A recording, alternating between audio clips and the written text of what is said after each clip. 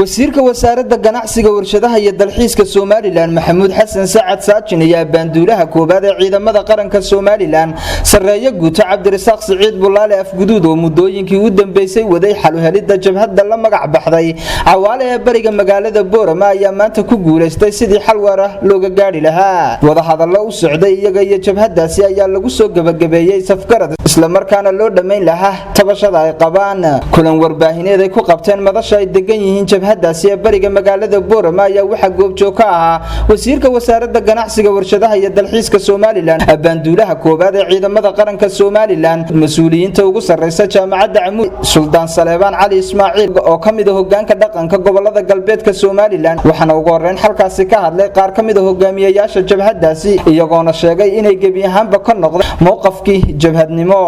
maanta waa 14 bisha tahay waxa aan ka noqonay ururkii jabhadda Cawaale ee aan ku dhawaaqnay sabab awgood iyada oo nin tolla aan dhaari u bixin waxa aqoonyahan iyo saraakiil iyo madax ay tolkaya ahaa ay nagana qabsadeen taladaasi haddana waxa weyn nin tolla dhaari uma baxdo waxaan ka udur daaranaa Cawaale waxa weyn nin tol lihi guul ma gaaro waa laga qabsan karaa mana dhaaran karo aan noqonaysaa inaan Cawaale ka noqonay maanta oo bishu tahay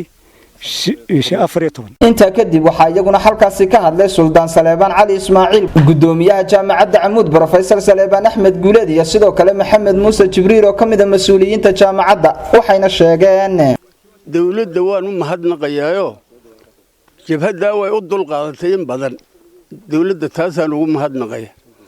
inamada jabhaddana waan u mahadnaqayaa adeerayaal waxaan leeyahay anigu inta iyo ducaan idinkaga tagayaa arrinkiina waa sidaa uu dhamaaday si fiican u fuliya guul wadareedana wada joogno arrin way dhacdaa khalad uu dhacaa laakiin tabcan ilbaxnimada waa in la saxaa waana ku saxantay halkan maanta waa u ducaynaynaa intii nimankii jabhadda sabaabulay markii aynu soo hor fadhiisanayna wixii gareenu la tagnay ergadina naga aqbalay inay shuruucda dalkana ku dhaqmaana ku ballan qaaday annagu aanu una joognay guuritaankoogii wixii tabasho ah oo runtii wada in badan macquul ahayd oo waxyaabada Soomaaliland kulli inaga dhiman oo meel walba tabasho way jirtaa laakiin si gaar ah qoladan ee halkan ay ahayd deegaankani waxa tiina waan ka qoray jabhadda naga aqbashay iyagu oo in ka badan 3 bilood buuraha ku jiray in si dhib yar ay habeenka caaw ka guuraan saldhigyadoodii naga aqbashay iyagana mahad baanu naqaynaa waxaan kaloon u mahad celinaynaa General Cabdirasaaq Siciid Bulaale oo ah janankii u xilsaaraa inuu tallaabo ka qaado ciidamada ka samaysmay buuraha oo waxa weeyaan noo dulqaatay isaga iyo madaxweynuhuba waxa weeyaan dulqaadka iyo raganimada uu sameeyay aad baan ugu mahadnaqaynaa wasiirkeena wasiir Saajin Professor Saleebaan Axmed Guuleed Suldaan Saleebaan oo jabhaddu ay shalay naga codsadeen ugu dambeyn waxa halkaasi hadalka soo gabagabeeyay baanduulaha koobaad ee ciidamada qaranka Soomaaliland sareeyo guuta Cabdirasaaq Siciid Bulaale afguduud iyo sidoo kale wasiirka wasaaradda ganacsiga warshadaha iyo dalxiiska Soomaaliland Maxamuud Xasan Saacad Saajin waxayna tilmaameen hadda magaca Cawaale la baxday ee naga aqbashay ergadii odayaasha ergadii jananimo ergadii wasiirka ergadayadii isku duubnayd Professor Saleebaan naga aqbashay iyo Suldaankaba aad baan ugu mahadnaqayaa mahadnaqa kadib waxaan u sheegayaa anigana waxaan runtii maanta aad ugu faraxsanahay anigoo waajibkaygu ahaa colaad iyo nabad inaan mid ku soo afjarno arrinta waliba colaad inaan ku soo afjarno oo ahayd aan uga jeedo jamhad meel ku ururtay dawladnimo eegato anigoo baanduuliga guud ciidamada qaranka inaan arrintaas soo afjaro soona tirtiro arrin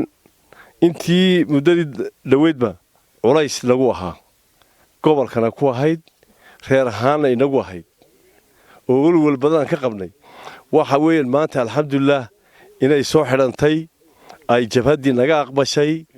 ay ballan ay ku qaadeen inay guurayaan imika aad iyo aad bay iyaguna u mahadsan yihiin waxaan moogtahay